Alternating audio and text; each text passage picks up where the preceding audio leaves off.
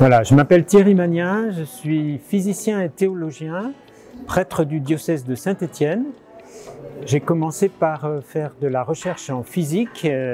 recherche publique, en école d'ingénieur et en université. Et j'étais chargé de recherche au CNRS en physique du solide. Et puis je suis devenu professeur des universités publiques, tout en étant prêtre catholique diocésain, ce qui est une expérience extrêmement riche, originale, de conversation avec le monde. Et justement, dans ce centre Teilhard de Chardin, en plein milieu de cette belle place scientifique qu'est le plateau de Saclay, l'université de Paris-Saclay, avec ses écoles d'ingénieurs et ses facultés et ses recherches,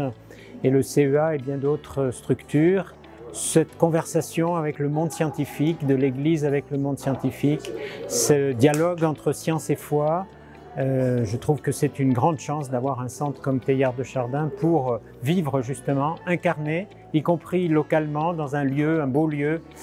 ce dialogue, cette conversation science et foi.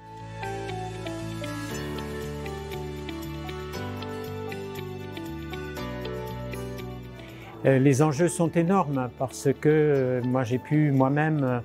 poser beaucoup de questions sur le sens, sur peut-on croire en Dieu quand on est scientifique, comment on peut articuler le scientifique, le croyant, sans concordisme, sans mélange des genres et en même temps en articulant les deux dimensions. Aujourd'hui, devant les grandes questions de l'urgence écologique,